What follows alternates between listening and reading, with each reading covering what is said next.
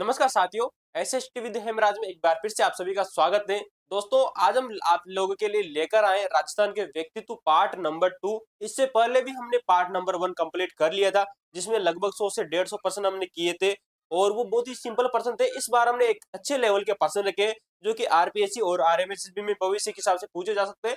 प्रत्येक फैक्ट को कवर किया है। आप प्रश्नों को लेवल देख सकते हो दोस्तों। इस प्रकार से अगर आप देखना चाहो तो चलिए दोस्तों, शुरुआत करते हैं हम पहले प्रश्न की ओर। लेकिन अभी तक अगर आप लोगों ने चैनल को सब्सक्राइब नहीं किया तो कर लीजिए और लाइक का बटन जरूर दबा दीजिएगा।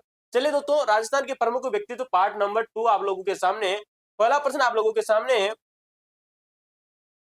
कि विजय दान देता के जीवन परिचय से के संबंध में निम्नलिखित में से कौन सा कथन असत्य है। दोस्तों, इस प्रकार के दोस्तों जो प्रश्न है वो आप लोगों को देखनी चाहिए कि प्रश्न में पूछा क्या जा रहा है, सत्य है असत्य है। इस प्रकार के प्रश्नों को आपको गौर करना चाहिए।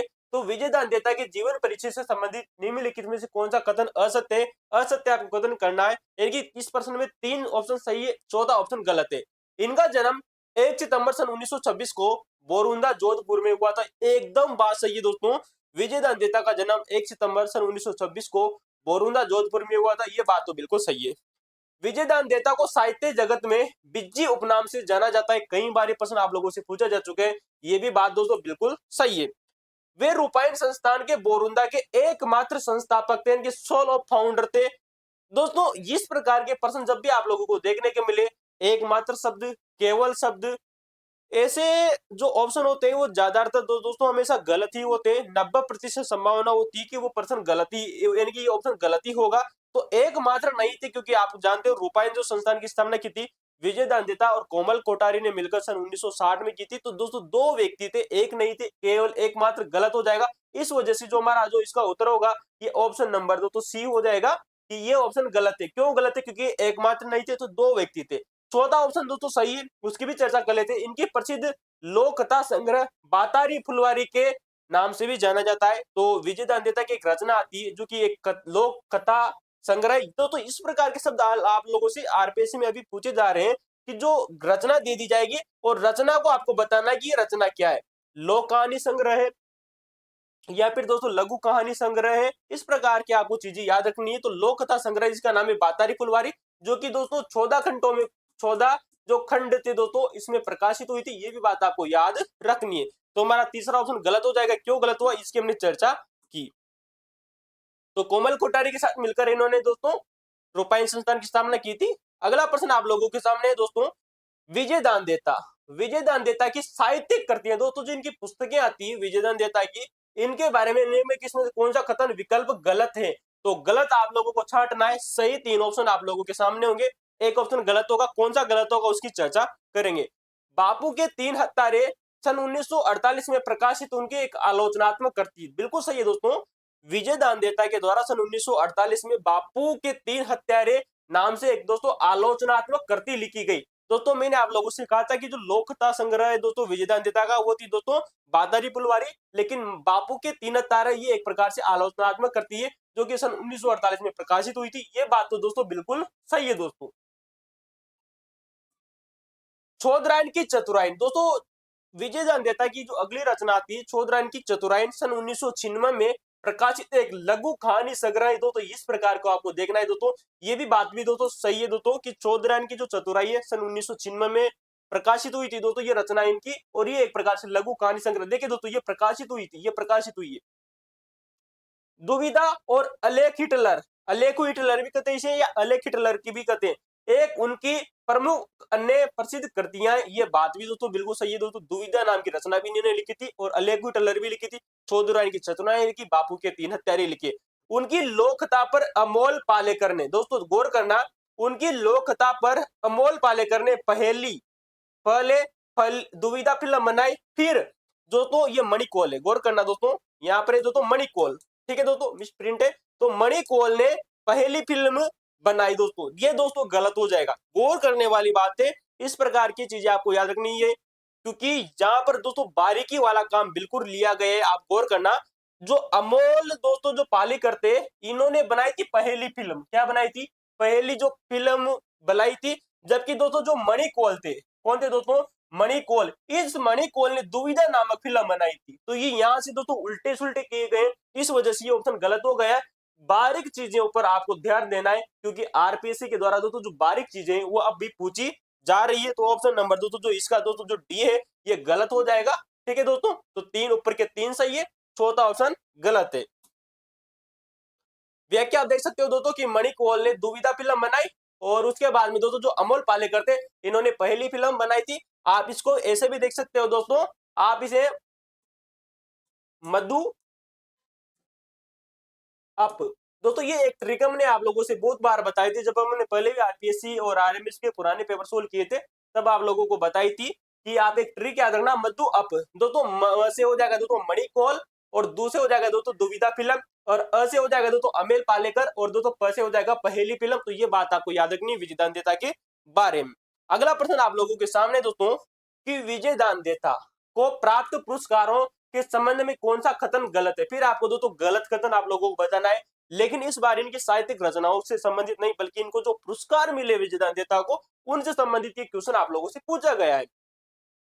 सन 1974 में केंद्रीय साहित्य अकादमी और सन 1992 में भारतीय भाषा परिषद पुरस्कार इनको मिला था। एकदम बात सही है दोस्तों, जो विजय दानदेता थे इनको सन 1974 में जो केंद्रीय साहित्य अकादमी पुरस्कार मिला, सन 1992 में इन्हें भारतीय भाषा परिषद पुरस्कार मिला था। ये बात तो दोस्तों बिल्कुल सही है।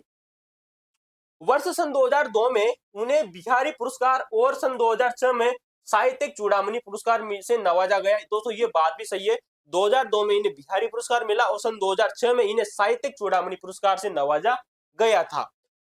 वर्ष सन 2010 में पद्मश्री और सन 2012 में राजस्थान रत्न से सम्मानित किया गया। यही दोस्तों हमारा दोस्तों गलत हो जाएगा, लेकिन दोस्तों चौथे ऑप्शन को एक बार देख लेते हैं।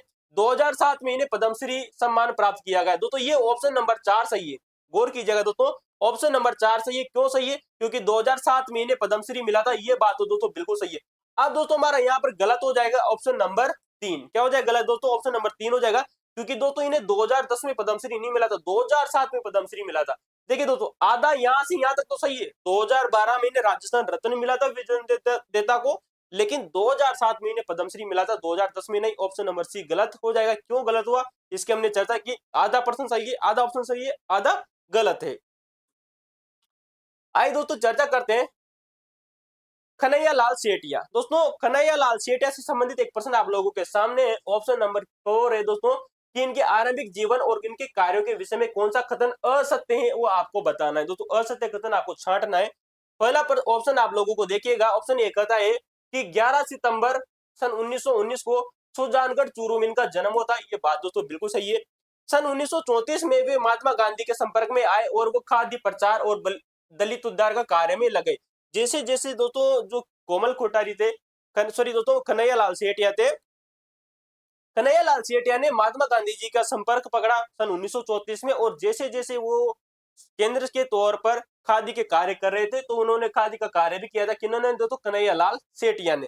उनका पहला काव्य संग्रह अग्निवीणा सन 1941 में प्रकाशित हुआ था। अभी देखेंगे दोस्तों सही है गलत है, ये दूसरा ऑप्शन सही था।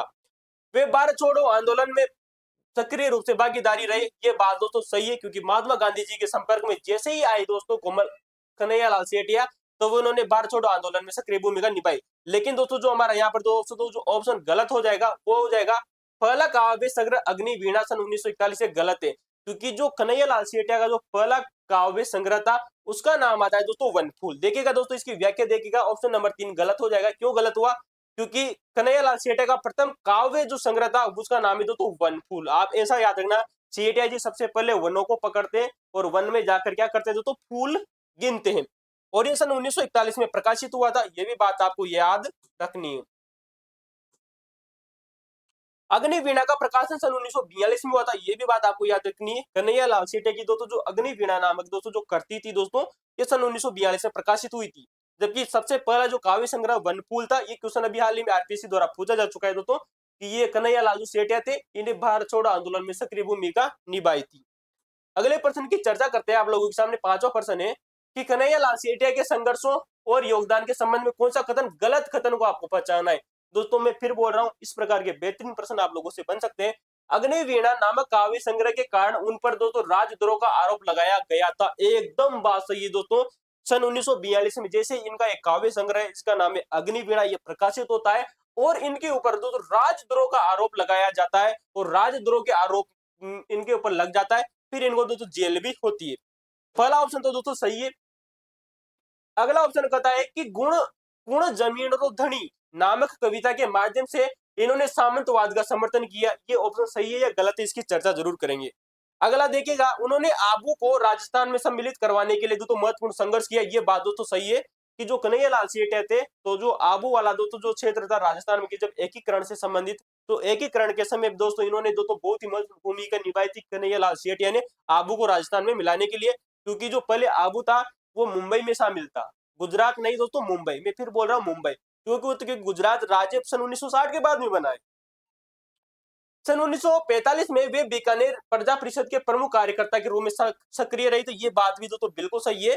कन्हैयालाल सेठिया सन 1945 में बीकानेर प्रजा परिषद के प्रमुख सदस्य के रूप में शामिल हुए थे। अब दोस्तों यहाँ पर हमारा दोस्तों जो गलत हो जाएगा वो ये हो जाएगा कि उन्होंने पूर्ण जमीन रोधनी नामक दोस्तों कविता तो लिखी दोस्तों, किसने? कन्हैयालाल सेठिया ने, लेकिन इसके माध्यम से उन्होंने सामंतवाद का समर्थन नहीं किया था। सामंतवाद का समर्थन नहीं किया, इसका क्या किया था दोस्तों इन्होंने? ये किया था दोस्तों विरोध। क्या किया दोस्तों? इन्होंने सामंतवाद का विरोध किया था, समर्थन नहीं किया था। समर्थन किसका करते हैं? समर्थन करते हैं दोस्तों ये किसानों का। किसको करते हैं दोस्तों?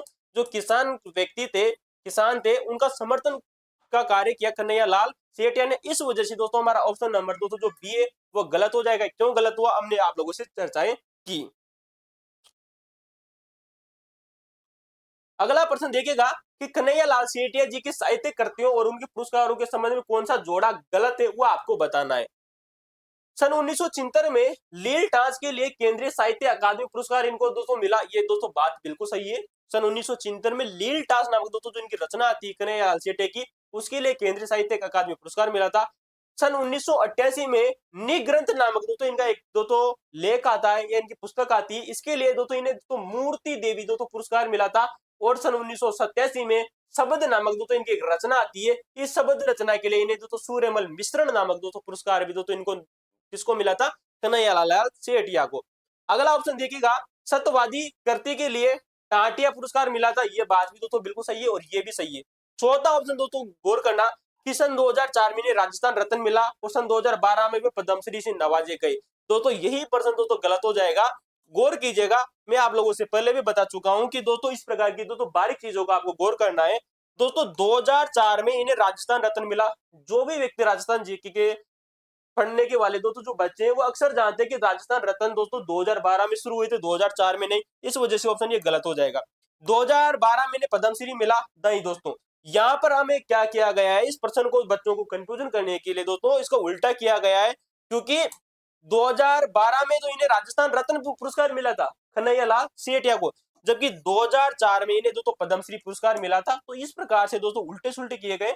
इस वजह से हमारा ऑप्शन नंबर दोस्तों जो 4 है वो गलत हो जाएगा। क्यों गलत हुआ इसके हमने आप लोगों से चर्चा की। 2012 में राजस्थान रत्न मिला था, 2004 में पद्मश्री पुरस्कार मिला था कन्हैयालाल सेठिया को।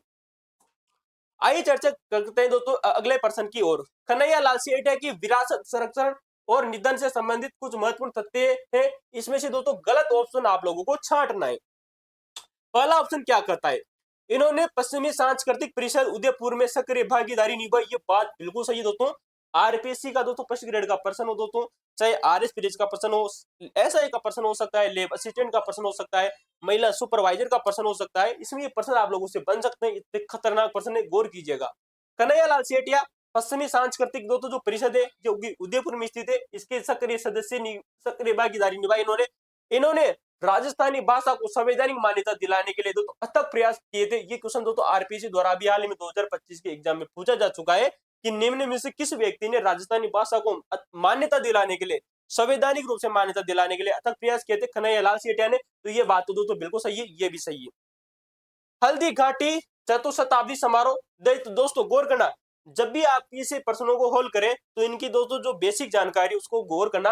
हल्दी घाटी का युद्ध आप जानते हो 1576 में हुआ था, और यहाँ पर बात की जा रही है दोस्तों चतुशताब्दी की, दोस्तों 400 साल समारोह जो हुआ था दोस्तों वो कब हुआ दोस्तों? 1976 को। ठीक है दोस्तों, याद रखना। चित्रकूट मेला दोनों वर्ष 1976 में आयोजित किए गए। इस प्रकार की जानकारी से दोस्तों अक्सर प्रश्न दोस्तों फल हो जाते हैं। तो ऑप्शन नंबर 3 भी सही है, क्योंकि चित्रकूट दोस्तों जो मेला था ये भी सन 1976 में आयोजित हुआ था, और हल्दीघाटी चतुशताब्दी जो समारोह था ये भी सन 1976 में आयोजित हुआ था, और इसमें सक्रिय भागीदारी निभाई थी कन्हैयालाल सेठिया जी के द्वारा दोस्तों। तो तीसरा ऑप्शन भी सही है। कन्हैयालाल सेठिया का निधन 1 नवंबर सन 2008 को राजस्थान के चूरू जिले में हुआ। दोस्तों यही प्रश्न दोस्तों गलत हो जाएगा, क्योंकि अक्सर बच्चे दोस्तों इसको सही मान लेते हैं कि कन्हैयालाल सेठिया का दोस्तों जन्म, सॉरी दोस्तों जो निधन है दोस्तों, इनकी मृत्यु है वो 1 नवंबर 2008 को तो हुई थी। ये बात तो दोस्तों बिल्कुल सही है, यहाँ तक तो बात सही है। लेकिन इनका दोस्तों जो निधन है वो चूरू जिले में नहीं हुआ था, बल्कि कलकत्ता में हुआ था। वेस्ट बंगाल की राजधानी है दोस्तों कलकत्ता, वहां पर इनका निधन हुआ था। ये क्वेश्चन आरपीएससी द्वारा पहले भी पूछा जा चुका है, अगर आप लोगों ने प्रीवियस ईयर क्वेश्चन देखे होंगे। तो कलकत्ता में दोस्तों इनका दोस्तों निधन होता है। ठीक है दोस्तों, ये बात आपको याद रखनी है, जो कि वर्तमान में पश्चिम बंगाल में 1 नवंबर 2008 को इनका निधन हुआ था। अगला प्रश्न देखिएगा कि कन्हैयालाल सेठिया जी के गीतों के संबंध में कौन सा कथन सही नहीं है। एक बार फिर से वही क्वेश्चन दोस्तों कि कौन सा कथन सही नहीं है। धरती धोरारी एक उनकी एक अत्यंत लोकप्रिय गीत है। आप सब जानते हो दोस्तों, राजस्थान का बच्चा बच्चा और भारत देश के अधिकतर व्यक्ति से जानते हैं कि राजस्थान की दोस्तों जो धरती धोरारी जो गीत है वो किसने लिखा था, कन्हैयालाल सेठिया जी के द्वारा लिखा गया था। फातल और फीतल उनके द्वारा रचित एक अमर लोकप्रिय गीत है, ये भी बात दोस्तों बिल्कुल सही है। कुण जमीन रोधनी, दोस्तों मैंने आप लोगों से कहा कि कुण जमीन रो दोस्तों जो नामक दोस्तों जो रचना है दोस्तों इसकी दोस्तों कन्हैयालाल सेठिया जी की। इस रचना के द्वारा इन्होंने सामंतवाद का विरोध किया था और किसानों का समर्थन किया, के माध्यम से उन्होंने जमींदारों को भूमि का वास्तविक स्वामी माना। दोस्तों यही बात गलत हो जाएगी, क्योंकि जमींदारों का स्वामी नहीं बल्कि इन्होंने किसानों का स्वामी माना था। जो भूमि है वो किसकी है दोस्तों, किसानों की है। किसने माना दोस्तों, कन्हैयालाल सेठिया ने ऐसा माना। तो ऑप्शन नंबर दोस्तों जो 3 है वो गलत हो जाएगा हमारा। ऑप्शन नंबर 4 की देखें, उनकी रचनाएं देश प्रेम और राष्ट्रीयता की भावना से ओतप्रोत है। इस प्रकार के प्रश्न आरपीसी पहले भी पूछ चुकी है। तो ऑप्शन नंबर दोस्तों जो डी है ये भी दोस्तों सही है। गलत हमारा दोस्तों जो हो जाएगा दोस्तों ऑप्शन नंबर 3 सही। ठीक है दोस्तों, ऑप्शन नंबर 3 गलत हो जाएगा। अगला प्रश्न देखिएगा दोस्तों, मांड गायिका अल्लाह जिल्लाबाई के व्यक्तित्व और उनकी कृतियों के संबंध में कौन सा कथन असत्य है दोस्तों, वो आपको दोस्तों बताना है। ठीक है दोस्तों, तो इनका जन्म 1 फरवरी सन 1902 को बीकानेर रियासत में हुआ था, एकदम बात सही आती है दोस्तों।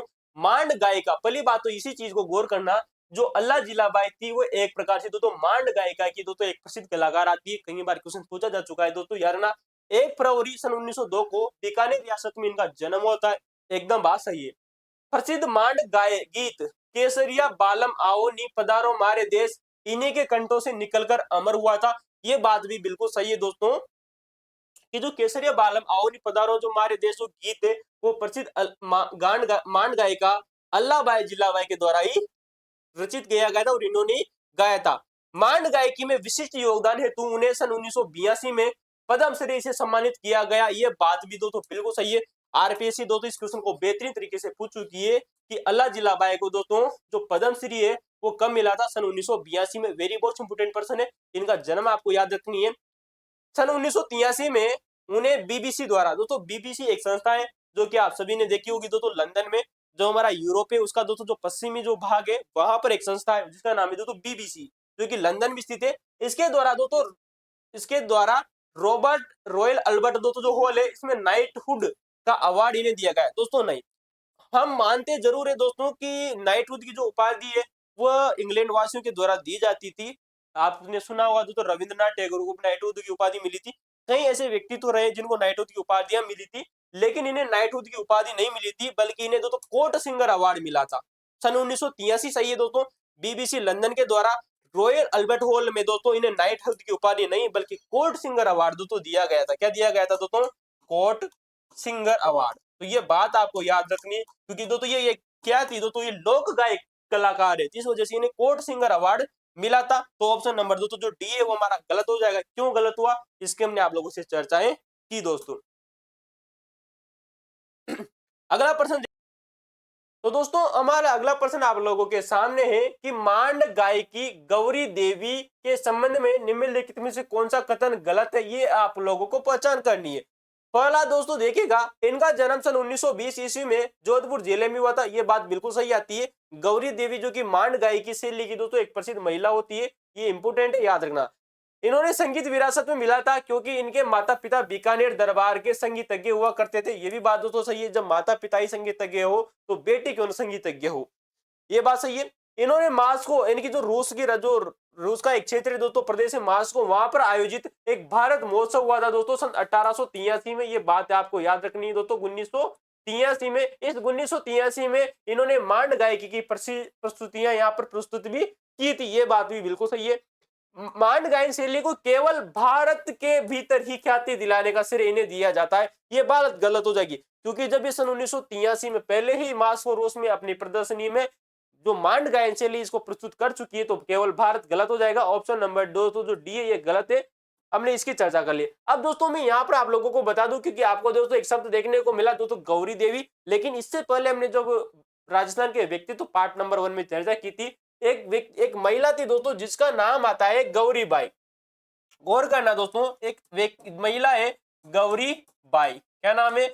गौरीबाई। मैंने आप लोगों को बताया था कि डूंगरपुर के एक शासक हुए थे दोस्तों महारावल शिव सिंह। महारावल शिव सिंह ने इस महिला का दोस्तों जो मंदिर बनाया था 1829 ईस्वी में, क्योंकि ये क्या थी, एक प्रकार से दोस्तों कृष्ण भक्त की कवियत्री थी। क्या थी दोस्तों? कवियत्री थी, जो कि डूंगरपुर यानी दोस्तों जो वागड़ क्षेत्र है हमारा, वहां की निवासी थी। तो भगवान कृष्ण की प्रिय भक्त हुआ करती थी गौरीबाई। लेकिन दोस्तों जब हमने अभी हाल ही में चर्चा की, ये दोस्तों गौरी देवी क्या है? गौरी देवी। और गौरी देवी जो क्या है, ये मांड गायन की, किसकी दोस्तों? मांड गायन की एक प्रसिद्ध महिला आती है, जिन्होंने मास्को रूस में अपनी प्रस्तुतियां दी थी। तो ये बात आपको याद रखनी, एक एक गौरी देवी, एक एक गौरी बाई। आइए दोस्तों चलते हैं हम हमारे अगले प्रश्न की, और हमारा अगला प्रश्न आप लोगों के सामने है। तो हमारा दोस्तों अगला प्रश्न आप लोगों के सामने है, कंपनी हवलदार मेजर पीरू सिंह। दोस्तों कंपनी हवलदार दोस्तों जो मेजर पीरू सिंह है, इनके सैन्य जीवन से संबंधित असत्य कथन को आप लोगों को चुनना है। इनका दोस्तों कभी कभी दोस्तों CHM पीरू सिंह के नाम से भी इन्हें जाना जाता है। तो मेजर पीरू सिंह, इनका जन्म 20 मई सन 1918 को झुंझुनू जिले के रामपुरा बेरी नामक गांव में हुआ था। ये वेरी मोस्ट इंपोर्टेंट है, ये बात बिल्कुल सही है। इन्होंने सन 1936 ईस्वी में 6 बटालियन राजपूताना राइफल में भर्ती हुए। ये बात भी बिल्कुल सही है। 18 जुलाई सन 1948 को इन्होंने जम्मू कश्मीर के तितवाल क्षेत्र में अदम्य साहस का दोस्तों परिचय दिया। यह बात भी सही है। ये परमवीर चक्र से सम्मानित होने वाले राजस्थान के दूसरे व्यक्ति थे। ये बात गलत हो जाएगी, क्योंकि मैं आप लोगों को दोस्तों पहले भी बता चुका था, जब हमने एक बार राजस्थान जीके की चर्चा की थी, कि ये जो मेजर पीरू सिंह थे दोस्तों, जो कि झुंझुनू के रहने वाले थे, ये राजस्थान के पहले व्यक्ति थे। कैसे थे दोस्तों? राजस्थान के पहले व्यक्ति थे जिन्हें परमवीर चक्र प्राप्त हुआ था मरणोपरांत। कब मिला था दोस्तों? मरणोपरांत दोस्तों इनको ये मिला था दोस्तों। ये भी बात आपको याद रखनी है, कब मिला था? सन 1952 में ये इनको मिला था। कब मिला था? सन 1952 में। ये बात आपको याद जरूर रखनी है। तो ऑप्शन नंबर दोस्तों जो डी है ये गलत हो जाएगा, इसका उत्तर नंबर 4 होगा। तो राजस्थान मेजर पीरू सिंह परमवीर चक्र से सम्मानित होने वाले पहले व्यक्ति थे, पहले राजस्थानी थे। कब मिला था दोस्तों? ये भी हमने चर्चा की, सन 1952 में ये इनको मिला था मरने के बाद में। अगला प्रश्न है कि मेजर शैतान सिंह के बलिदान और वीरता के संबंध में निम्नलिखित में से कौन सा कथन गलत है, ये आपको बताना है। इन्हें बाणासुर के शहीद के नाम से भी जाना जाता है, और इनका जन्म फलोदी जोधपुर में हुआ था। ये बात बिल्कुल सही है। मेजर शैतान सिंह वो व्यक्ति जिन्हें बाणासुर के शहीद के नाम से जाना जाता है दोस्तों, और इनका जन्म फलोदी जोधपुर में सन 1924 में हुआ था। ये भी बात आपको याद रखनी। जन्म कब होता है? सन 1924 में, जो कि फलोदी वर्तमान में एक जिला बन गया है। पहले ही एक जो क्या हुआ करता था दोस्तों, जोधपुर का एक भाग हुआ करता था।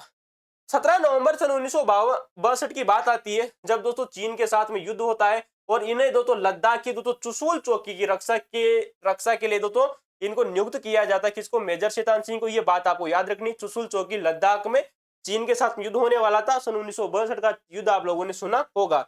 चीन के विरुद्ध संघर्ष के दौरान मेजर शैतान सिंह भारतीय सेना की वेप्रो कंपनी के नेतृत्व में कर रहे थे दोस्तों अपना नेतृत्व। दोस्तों ये गलत हो जाएगा दोस्तों, इसका उत्तर जो होगा ऑप्शन नंबर 2 तो सी हो जाएगा। क्यों गलत होगा? क्योंकि दोस्तों जो मेजर शैतान सिंह थे ये वेब्रो कंपनी से नहीं, बल्कि चार्ली कंपनी के, किसके दोस्तों? जो चार्ली कंपनी थी, उस कंपनी में ये हवलदार के पद पर नियुक्त हुए थे। इनकी दोस्तों ये सैनिक के तौर पर कार्यरत थे। तो ऑप्शन नंबर 2 तो जो सी है वो गलत हो जाएगा। 18 नवंबर सन 1962 को 38 वर्ष की आयु में इन्होंने अपनी मातृभूमि के लिए दोस्तों प्राण त्याग दिए या प्राण न्योछावर कर दिए। अगर सन 1964 तो दौड़ोगे तो दोस्तों इनका जो जन्म है वो सन 1924 आ जाएगा। ऑप्शन नंबर दोस्तों सी गलत हो जाएगा। ठीक है, वेब्रो कंपनी नहीं बल्कि चार्ली कंपनी के प्रमुख व्यक्ति थे। और इन्हें भी दोस्तों मैं आप लोगों को बता दूं कि मेजर जो शैतान सिंह थे, इस मेजर शैतान सिंह को भी भारतीय सेना की चार्ली कंपनी का नेतृत्व कर रहे थे और ये वेब्रो कंपनी से नहीं थे। और याद रखना मेजर शैतान सिंह को भी परमवीर चक्र मिला था। क्या मिला दोस्तों? परमवीर चक्र मिला था। कब मिला था? सन 1963 में ये चक्र इनको मिला था। ये भी कब मिला था? मरने के बाद में, मरणोपरांत ये इन चक्र इनको मिला था। ये बात आपको याद रखनी क्योंकि सन 1962 में इनकी 38 वर्ष की आयु में मृत्यु हो जाती है। ठीक है दोस्तों, याद रखना, इंपोर्टेंट पर्सन है। अगला प्रश्न की चर्चा करते हैं। शिक्षा संत स्वामी केशवानंद, शिक्षा संत केशवानंद के कार्य और जीवन के विषय में कौन सा कथन असत्य है, यह बात आप लोगों को बतानी है। पहला ऑप्शन है सन 1883 में, सन 1883 में सीकर जिले के मंगलूणा नामक गांव में इनका जन्म होता है और इनके बचपन का नाम बीरमा था। ये क्वेश्चन दोस्तों RMSP के द्वारा पूछा जा चुका है। वेरी मोस्ट इंपोर्टेंट है कि किस व्यक्ति को बचपन का नाम बीरमा था, इंपोर्टेंट है, याद रखना। पहला ऑप्शन सही है, बीरमा स्वामी केशवानंद के बचपन का नाम था। सीकर के मंगलूणा गांव में जन्म होता है। बाद में दोस्तों ये गांधी जी से प्रभावित होकर सन 1921 से सन 1931 तक यानी कि 10 सालों तक स्वाधीनता आंदोलन में भाग लेकर कई बार दोस्तों इन्होंने इसको जेल की यात्राएं भी की। दोस्तों ये जेल भी चले गए थे। सन 1932 में सांगरिया जाट महाविद्यालय का संचालन संभाला और उसे महाविद्यालय के स्तर तक पहुंचाने का भी कार्य किया था स्वामी केशवानंद ने। ये बात भी सही है, ये भी सही है। इन्होंने सन 1944 से सन 1956 तक शेखावाटी के गांवों में लगभग 300 पाठशालाएं चलाए और चलते फिरते वाचनालय स्थापित किए थे। दोस्तों याद रखना जो स्वामी केशवानंद थे इन्होंने सन 1944 से सन 1956 तक तो दोस्तों लगभग 300 पाठशालाएं खोली थी, लेकिन चलते फिरते वाचनालय खोले, लेकिन शेखावाटी के क्षेत्रों में नहीं खोले थे। इसका उत्तर ऑप्शन नंबर दो डी है, ये हो जाएगा। क्यों हो जाएगा? क्योंकि जो शेखावाटी के गांव में नहीं बल्कि बीकानेर के दोस्तों जो रेगिस्तानी गांव थे, कहां के दोस्तों? बीकानेर के जो रेगिस्तानी गांव थे, रेगिस्तानी दोस्तों जो गांव थे वहां पर ये पाठशाला इन्होंने दोस्तों खोली थी। कितनी खोली थी? 300 खोली थी। और वाचनालय भी खोले थे। कब से कब खोले थे? सन 1944 से सन 1956 तक ये खोले थे। यह बात याद रखना है। ऑप्शन नंबर डी इसका गलत हो जाएगा। तो बीकानेर के रेगिस्तानी गांव। ठीक है दोस्तों, देखना अगला प्रश्न है कि स्वामी केशवानंद के द्वारा संगरिया के जाट महाविद्यालय जो कि सन 1932 में स्थापित हुआ था, ये बात आपको याद रखनी है। महाविद्यालय स्तर तक पहुंचाने के दौरान इनमें से क्या नहीं बनाया गया था? तो ये बात आपको याद रखनी, वेरी मोस्ट इंपोर्टेंट। क्या नहीं बनाया गया था स्वामी केशवानंद के द्वारा? दोस्तों स्वामी केशवानंद ने इसे कला, कृषि और विज्ञान महाविद्यालय बनाया। किसको? जाट महाविद्यालय को। सुनना दोस्तों, शिक्षक प्रशिक्षण महाविद्यालय बनाया और इसे दोस्तों संग्रहालय भी बनाया। किसने? स्वामी केशवानंद ने। ग्रामो उत्थान विद्यापीठ की भी स्थापना की इन्होंने सांगरिया में। ये भी बात दोस्तों सही है, लेकिन मरुधरा सेना प्रशिक्षण संस्थान का कार्य इनके द्वारा नहीं किया गया था। ऑप्शन नंबर दोस्तों जो डी है वो गलत हो जाएगा। अगला प्रश्न की कार्य चर्चा करते हैं। पंडित झा बरमल शर्मा दोस्तों कई बार RMSP के द्वारा RPSC के द्वारा पूछे जा चुके हैं कि राजस्थान के किस व्यक्तित्व को राजस्थान की पत्रकारिता का विश्व पितामह कहा जाता है? ये वही व्यक्ति है पंडित झा बरमल शर्मा। आइए चर्चा करते हैं। इनके जीवन परिचय के संबंध में कौन सा कथन असत्य है ये आपको बताना है। ठीक है दोस्तों, गलत ऑप्शन को चुनना है। इनका जन्म सन 1880 ईस्वी में जसरापुर में हुआ था। ये बात बिल्कुल सही है। इन्हें पत्रकारिता के विश्व पितामह कहा जाता है। ये वेरी मोस्ट इंपोर्टेंट पर्सन है, कई बार एग्जामों में पूछा जा चुका है। ये बात भी सही है। सन 1905 की बात आती है दोस्तों, जब पंडित दुर्गादास मिश्र ने इन्हें हिंदी पत्रकारिता और संपादन की दोस्तों शिक्षा दी थी। किस तो याद रखना है दोस्तों, पंडित झा बरमल जो शर्मा थे दोस्तों, जिन्हें पत्रकारिता का विश्व पितामह कहा जाता है। इनके जो गुरु का नाम आता है वो आता है डॉक्टर दुर्गा प्रसाद मिश्र, जिन्होंने सन 1905 में इन्हें हिंदी पत्रकारिता का क्या दिया दोस्तों? ज्ञान दिया। इन्होंने अपनी पत्रकारिता की शिक्षा सन 1880 ईस्वी में पूर्ण कर ली थी। ये बात गलत हो जाएगी दोस्तों। क्यों गलत हो जाएगी? क्योंकि मैं आप लोगों को बता चुका हूं, क्योंकि सन 1880 में तो इनका ऑलरेडी जन्म ही होता है दोस्तों जसरापुर में। ठीक है दोस्तों, तो ऑप्शन नंबर दोस्तों जो डी है वह गलत हो जाएगा। आइए चर्चा करते हैं। अगला प्रश्न आप लोगों के सामने है कि पंडित झा बरमल शर्मा द्वारा संपादित ऐतिहासिक पुस्तकों के संबंध में कौन सा कथन गलत है वो आपको पहचानना है दोस्तों। तो इन्होंने दोस्तों सीकर का इतिहास नामक पुस्तक की रचना की। ये बात बिल्कुल सही है।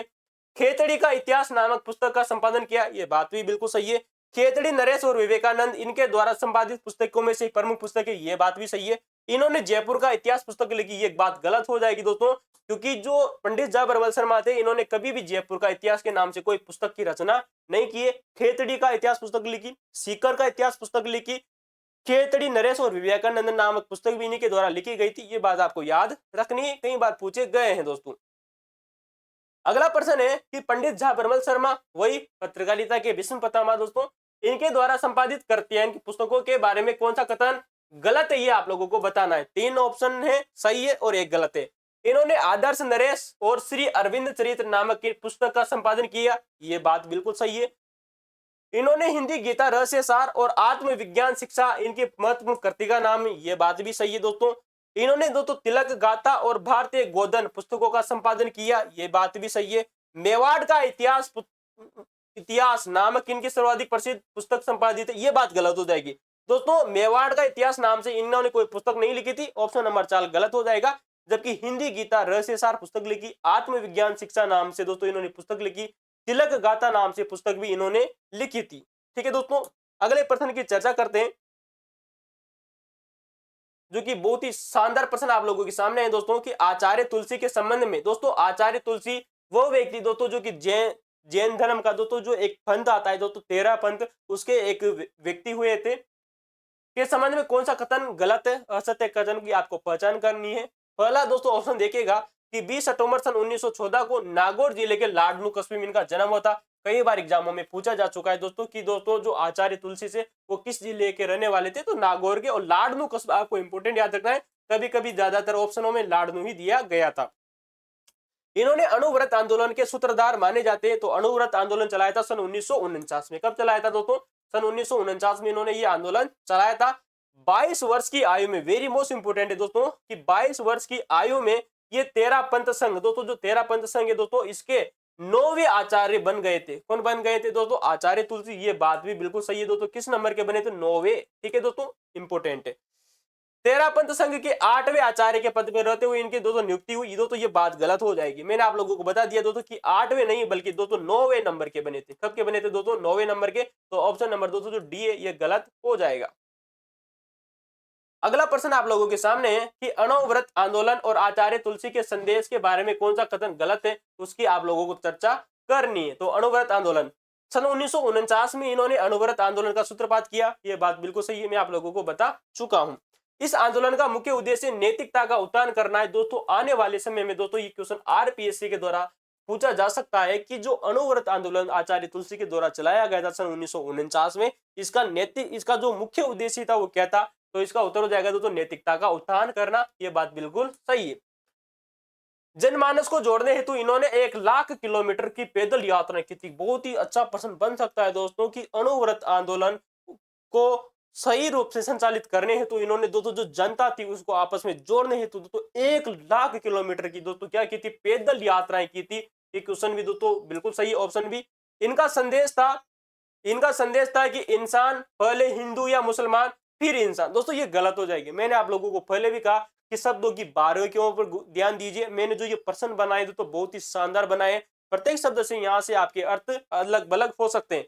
दोस्तों आचार्य तुलसी ने कहा था कि इंसान पहले इंसान हो, इंसान जो है वो पहले इंसान हो फिर हिंदू या मुसलमान हो। जबकि यहाँ पर गलत कर दिया गया क्योंकि इंसान पहले हिंदू या मुसलमान फिर इंसान नहीं दोस्तों, इंसान है वो पहले इंसान होगा फिर हिंदू या मुसलमान होगा। यही दोस्तों मानवता का दोस्तों धर्म है। अगर कोई भी व्यक्ति अगर इस सृष्टि पर है तो उसे पहले एक मानव के रूप में अपनी पहचान बनानी चाहिए, फिर चाहे वो किसी भी धर्म का हो, किसी भी देश का हो, किसी भी मजहब का हो, हमें उससे कोई फर्क नहीं पड़ता दोस्तों। लेकिन कम से कम मनुष्य को अपने मनुष्य का नाता जरूर बनाना चाहिए। यही कहा था दोस्तों आचार्य तुलसी ने। तो ऑप्शन नंबर दोस्तों जो डी है वो गलत हो जाएगा। क्यों गलत होगा? क्योंकि इन्होंने कहा था कि इंसान पहले इंसान है फिर हिंदू या मुसलमान है।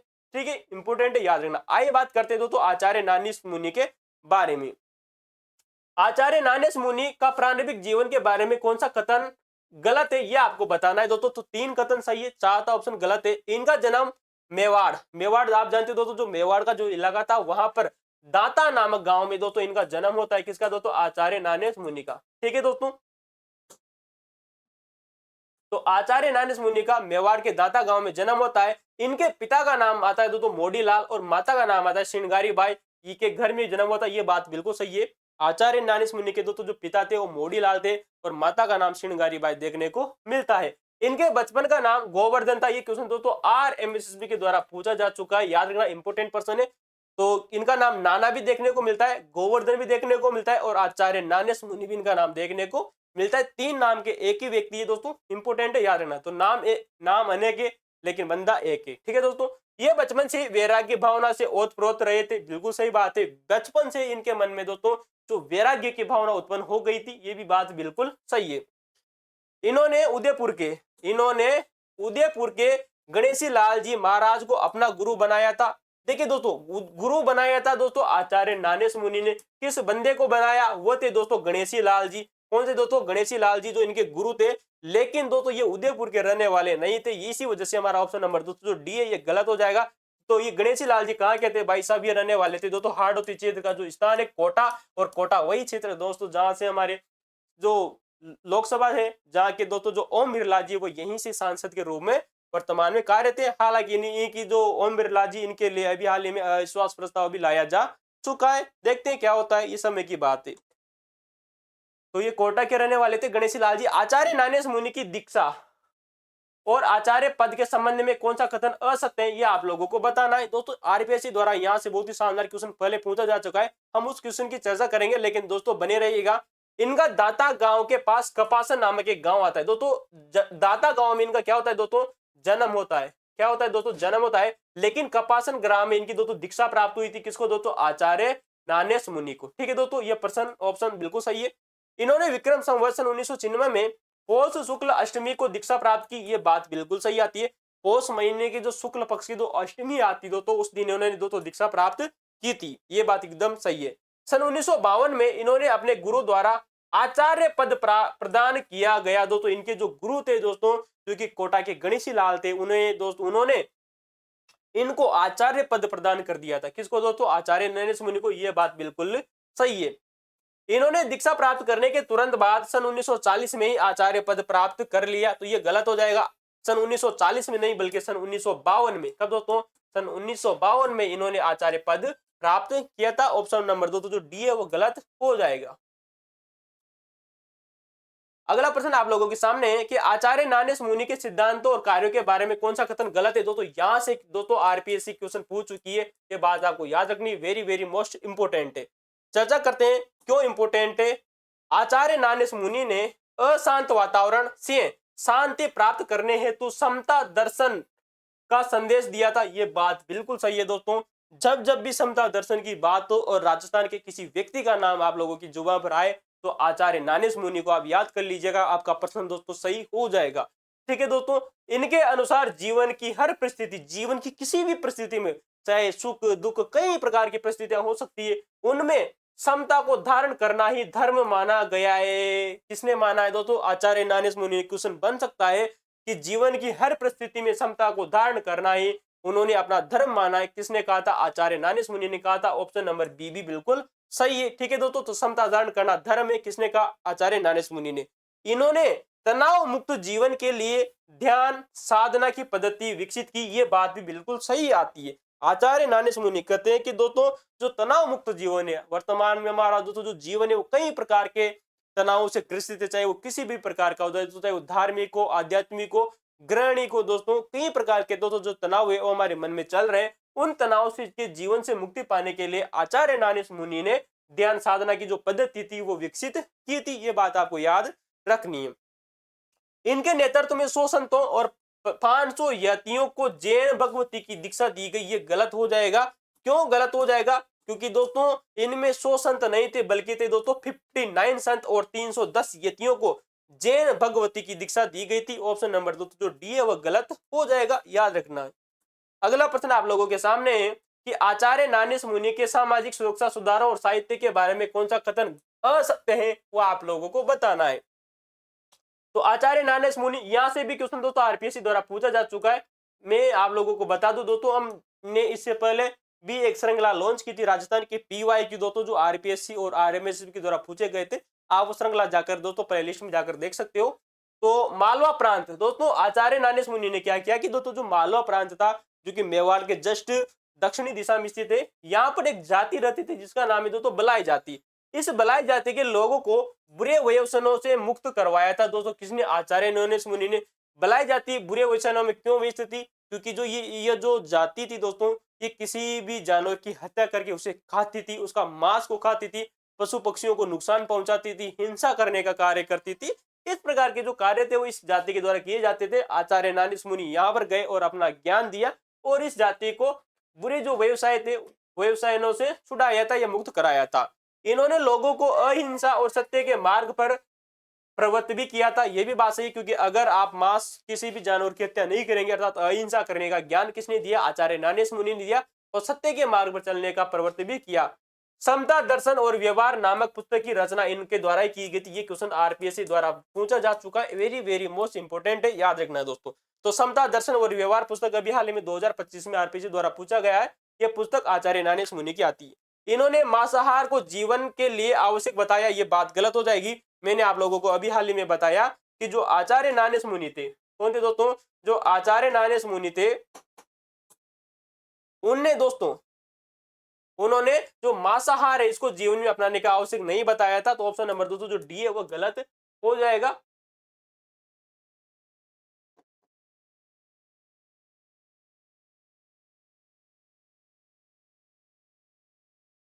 अगला प्रश्न आप लोगों के सामने दोस्तों कि कोमल कोठारी के संबंध में निम्नलिखित में से कौन सा कथन असत्य है, वो आप लोगों को चुनाव करना है।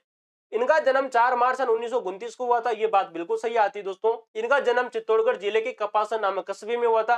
कपासन कस्बा वही जहां दोस्तों आचार्य नानेस मुनि को दोस्तों दीक्षा प्राप्त हुई थी, जबकि आचार्य नानेस मुनि का जन्म दाता गांव में हुआ था। ये बात भी आपको याद रखनी है। इन्होंने लोक संस्कृति के उन्नयन में अपना संपूर्ण जीवन लगा दिया, ये बात भी बिल्कुल सही है। इन्होंने सन 1960 ईस्वी में चित्तौड़गढ़ के रोपायन नामक संस्थान की स्थापना की थी। ये दोस्तों गलत हो जाएगा, क्योंकि दोस्तों सन 1960 में रोपाई नामक संस्थान की स्थापना तो की थी, लेकिन चित्तौड़गढ़ में नहीं, बल्कि दोस्तों कहां की थी दोस्तों? जोधपुर में ये स्थापना इनके द्वारा की गई थी। और जब हमने आप लोगों के सामने पहला ही प्रश्न आप लोगों को बताया था विजयदान देता, तो विजयदान देता इसके सह संस्थापक रहे थे, ये बात भी आपको याद रखनी है। अगले प्रश्न की चर्चा करते हैं। शिल्प गुरु करपाल सिंह शेखावत के संबंध में कौन सा कथन असत्य है, ये आप लोगों को बताना है। इनका जन्म सन 1922 को सीकर जिले के मऊ नामक ग्राम में होता है, ये बात बिल्कुल सही आती है। इन्होंने ब्लू पोट्री पर चित्रांकन के माध्यम से अंतरराष्ट्रीय पहचान बनाई, बिल्कुल सही बात है। और ब्लू पोट्री में इन्होंने दोस्तों 25 रंगों का प्रयोग किया था। कितने का? 25 रंगों का प्रयोग किया था। ये क्वेश्चन भी एग्जाम में पूछा जा चुका है। सन 1974 में इन्हें पद्मश्री सम्मान से सम्मानित किया गया था। किसको? करपाल सिंह शेखावत को, जिन्हें शिल्प गुरु कहा जाता है, ये बात बिल्कुल सही है। ये राजस्थान के पहले व्यक्ति थे जिन्हें राजस्थान रत्न से सम्मानित किया गया था। दोस्तों ये गलत हो जाएगा, इन्हें राजस्थान रत्न से सम्मानित वाले पहले व्यक्ति नहीं थे। ऑप्शन नंबर डी गलत है। अगले प्रश्न की चर्चा करते हैं। गजल गायक जगजीत सिंह के जीवन। दोस्तों गजल गायक व्यक्ति आते हैं राजस्थान के जगजीत सिंह दोस्तों, जिनके जीवन और सम्मान के विषय में कौन सा कथन गलत है, ये आप लोगों को बताना है। इनका जन्म 8 फरवरी सन 1941 को श्री गंगानगर कस्बे के एक सिख परिवार में हुआ था, ये बात बिल्कुल सही है। इनका निधन, इनकी जो मृत्यु है वो 10 अक्टूबर 2011 को हुई थी, ये बात भी सही है।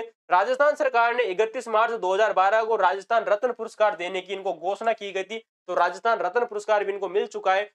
ठीक है दोस्तों, ये बात आपको याद रखनी है। जगजीत सिंह को उनके जीवन काल में राजस्थान रत्न पुरस्कार प्रदान किया गया था, ये बात गलत हो जाएगी, क्योंकि देखिए दोस्तों जब इनकी 2011 में मृत्यु हो जाती है तो 2012 में इन्हें राजस्थान रत्न पुरस्कार मिला था। अतः दोस्तों यहाँ पर दोस्तों जीवन काल शब्द ये गलत हो जाएगा। जीवन काल गलत होने के कारण इनको दोस्तों जो ऑप्शन नंबर डी है वो गलत हो जाएगा। जीवन काल में नहीं बल्कि मरणोपरांत इनको ये पुरस्कार मिला था दोस्तों। तो मरणोपरांत दोस्तों इनको पुरस्कार मिला था, ऑप्शन नंबर डी गलत हो जाएगा। राजस्थान रत्न तो मिला 2012 में। ठीक है दोस्तों, अगले प्रश्न की चर्चा करते हैं। पंडित विश्व मोहन भट्ट और उनके संगीत योगदान के बारे में कौन सा कथन असत्य है, ये आप लोगों को बताना है। इनका जन्म 12 जुलाई सन 1950 को जयपुर में होता है, ये बात बिल्कुल सही आती है। 12 जुलाई सन 1950 को पंडित विश्व मोहन भट्ट का जन्म होता है। वर्ष सन 1965 ईस्वी में देश विदेश में कई संगीत प्रस्तुतियां देनी इन्होंने शुरू की, ये भी बात बिल्कुल सही है। सन 1994 ईस्वी में विख्यात ग्रैमी पुरस्कार इनको प्राप्त हुआ था दोस्तों, ये बात भी बिल्कुल सही है। और ये क्वेश्चन अभी हाल ही में दोस्तों रीट एग्जाम में भी क्वेश्चन पूछा गया है कि इन्होंने दोस्तों ग्रैमी पुरस्कार कब मिला था इनको? सन 1994 में, ये बात आपको याद रखनी है। पंडित विश्व मोहन भट्ट को इन्होंने गिटार में दोस्तों देखने का दोस्तों बहुत शानदार प्रश्न है।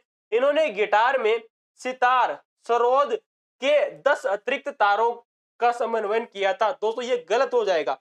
इन्होंने दोस्तों गिटार में, किसमें दोस्तों, गिटार में, सितार के भी, सरोद के भी, प्लस दोस्तों इन्होंने दोस्तों किसके, दोस्तों वीणा के कुल मिलाकर दोस्तों 14 अतिरिक्त तारों का समन्वय किया था। इसी कारण दोस्तों इन्होंने दोस्तों जो मोहन वीणा बनाई थी, क्या बनाई थी, मोहन वीणा का आविष्कार किया था। किसने किया था दोस्तों, पंडित विश्व मोहन भट्ट ने। तो 14 अतिरिक्त तार थे, 10 नहीं थी, इस वजह से ऑप्शन नंबर दोस्तों जो डी है वो गलत हो जाएगा। अगला प्रश्न आप लोगों के सामने है कि पत्रकार कपूर चंद कुलिस के कार्यों और साहित्य के संबंध में कौन सा कथन गलत है, ये आप लोगों को बताना है। यहां से भी हाल ही में दोस्तों रीट में क्वेश्चन पूछा गया था। 20 जनवरी सन 1962 को, सॉरी दोस्तों 20 जनवरी सन 1926 ईस्वी को, 20 जनवरी सन 1926 को टोंक जिले के सोडा गांव में इनका जन्म होता है, कपूरचंद कुलिस का, ये भी बात आपको याद रखनी है। 7 मार्च सन 1956 को संध्याकालीन दैनिक रूप से राजस्थान पत्रिका की दोस्तों इनके द्वारा शुरुआत की गई थी। यहां से बहुत ही बेहतरीन क्वेश्चन बन सकता है कि 7 मार्च सन 1956 से संध्याकालीन की दोस्तों जो शाम का जो समय होता है और दैनिक रूप यानी कि दोस्तों डेली राजस्थान पत्रिका की दोस्तों शुरुआत की थी किसने, दोस्तों कपूरचंद कुलिस के द्वारा। ये बात बिल्कुल सही है। इन्होंने आपातकाल के समय में देखता चला गया श्रृंखला लिखी जो कि ग्रामीण परिवेश का दोस्तों दस्तावेज है। ये बात भी बिल्कुल सही बात है। जो मैं देखता चला गया ये एक प्रकार से दोस्तों ग्रामीण दोस्तों जो परिवेश है इसकी एक प्रकार का दोस्तों दस्तावेज है और आपातकाल के समय में लिखी गई थी। कहां लिखी गई थी दोस्तों, आपातकाल के समय में लिखी गई थी। ये बात भी बिल्कुल सही है दोस्तों। इन्होंने राजस्थानी पत्रिका के कोलम पोल नाम से मारवाड़ी भाषा की नियमित कोलम लिखा। ये बात तो दोस्तों सही है। इन्होंने राजस्थानी पत्रिका में लिखा, क्या लिखा, कोलम पोल लिखा, नाम से भाषा की नियमित कोलम लिखा था दोस्तों। ये बात भी बिल्कुल सही है, लेकिन मारवाड़ी भाषा गलत हो जाएगी दोस्तों। ये लिखा था दोस्तों ढूंढाड़ी भाषा में। किसमें लिखा था दोस्तों, जो ढूंढाड़ी दोस्तों हमारे दोस्तों जो जयपुर की जो बोली है, जो भाषा है जयपुर वाली, इस भाषा में इन्होंने लिखा था। ऑप्शन नंबर डी गलत हो जाएगा। ऐसे छोटे छोटे शब्दों को गौर करना है आप लोगों को। मैं सिर्फ दोस्तों यहाँ पर आप लोगों को क्वेश्चन ही नहीं बता रहा हूँ, मैं बता रहा हूँ कि भविष्य में आप लोगों से किस प्रकार आरपीएससी द्वारा क्वेश्चन बन सकते हैं। छोटे शब्द गौर करने वाली बात है। अगला प्रश्न आप लोगों के सामने है दोस्तों। तो दोस्तों देखिएगा कि कपूरचंद कुलिस के पोलम पोल नाम से ढूंढाड़ी भाषा के नियमित कॉलम लिखा जिसे इनकी साहित्यिक वसीयत मानी जाती है। क्वेश्चन बन सकता है डॉक्टर कपूरचंद कुलिस की साहित्यिक वसीयत किसे माना जाता है, राजस्थान पत्रिका या राजस्थान पत्रिका में प्रकाशित पोलम पोल नाम से जो ढूंढाड़ी भाषा में लिखा गया था जो कॉलम होता था वो इनकी साहित्यिक वसीयत माना जाता है। राजस्थानी पत्रिका नहीं दोस्तों, राजस्थानी पत्रिका का एक छोटा सा खूंट है। मान लीजिए दोस्तों ये राजस्थानी पत्रिका है और इस राजस्थानी के पत्रिका में एक छोटा सा दोस्तों जो कॉलम आता है यहाँ पर लिख दिया जाएगा पोलम पोल। क्या नाम है, पोलम पोल। ये जो पोलम पोल है ना ये इनकी साहित्यिक वसीयत मानी जाती है डॉक्टर कपूरचंद कुलिस की। ये बात आपको जरूर याद रखनी है। अगला प्रश्न आप लोगों को सामने दोस्तों कि जयपुर फुट के जनक, जयपुर दोस्तों जयपुर फुट क्या है मैं आप लोगों को बता दूं। जयपुर में एक कृत्रिम पेड़ का दोस्तों जो निर्माण किया गया था डॉक्टर पीके सेठी के द्वारा। किसके द्वारा दोस्तों, डॉक्टर पीके सेठी के द्वारा। तो इनके संबंध में अकथन जो असत्य कथन है उसको आप लोगों को बताना है दोस्तों, ठीक है। इन्होंने सवाई मानसिंह चिकित्सालय के रामचंद्र, दोस्तों याद रखना है दोस्तों ये इंपोर्टेंट पर्सन है। जो जयपुर फुट है एक प्रकार से कृत्रिम पेड़ है और इसका निर्माण किया पीके सेठी के द्वारा। तो इन्होंने सवाई मानसिंह चिकित्सालय के रामचंद्र के सहयोग से सन 1969 ईस्वी में नकली पेड़, नकली का मतलब होगा दोस्तों कृत्रिम यानी कि आर्टिफिशियल, ठीक है दोस्तों, कृत्रिम पेड़ यानी कि आर्टिफिशियल पेड़ विकसित किया। यह बात बिल्कुल सही आती है। किसके सहयोग से, रामचंद्र के सहयोग से। कब दोस्तों, सन 1969 में, बिल्कुल सही है। डॉक्टर पीके सेठी को चिकित्सा के क्षेत्र में नोबेल पुरस्कार से सम्मानित किया गया। यह बात गलत हो जाएगी दोस्तों, इन्हें दोस्तों नोबेल पुरस्कार नहीं मिला था। इंपोर्टेंट बात आती है, तो नोबेल पुरस्कार इनको नहीं मिला था, ठीक है दोस्तों। पीके सेठी को ऑप्शन नंबर बी गलत हो जाएगा, ठीक है दोस्तों, हमारा ये ऑप्शन आंसर राइट है। रेमन मैग्सेसे अवार्ड और डॉक्टर पीके सेठी रेमन मैग्सेसे अवार्ड और डॉक्टर वीसी रॉय सम्मान इनको प्राप्त हुआ था दोस्तों, बिल्कुल सही बात है। इन्हें रेमन मैग्सेसे अवार्ड दिया गया था जिसे आप लोग शायद दोस्तों एशिया का नोबेल पुरस्कार भी कहते हो रेमन मैग्सेसे अवार्ड को। तो ये दोस्तों रेमन मैग्सेसे जो अवार्ड है वो इनको मिला था और डॉक्टर वीसी जो रॉय नामक दोस्तों सम्मान भी दोस्तों पीके सेठी को मिला था। ये बात भी बिल्कुल सही है।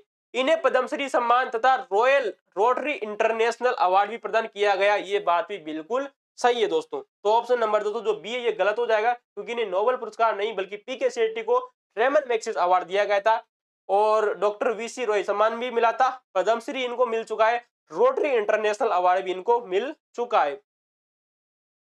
तो दोस्तों इन्हें कौन कौन से सम्मान मिले, Ramon Magsaysay award, doctor V C Roy सम्मान, पद्मश्री, रोटरी इंटरनेशनल अवार्ड भी इनको मिले थे। ठीक है दोस्तों, तो ये थे दोस्तों आज का हमारे दोस्तों राजस्थान के व्यक्तित्व के जितने भी प्रश्न आप लोगों से बन सकते थे, हमने इससे पहले भी पार्ट 1 आप लोगों के सामने अपलोड कर दिया। उसे जाकर नहीं देखा तो उसे जाकर जरूर देखें। ये पार्ट नंबर 2 है। बहुत ही शानदार प्रश्न हम आप लोगों के सामने लेकर आए। किस प्रकार के भविष्य में प्रश्न आप लोगों से बन सकते हैं, उन सभी की चर्चा की।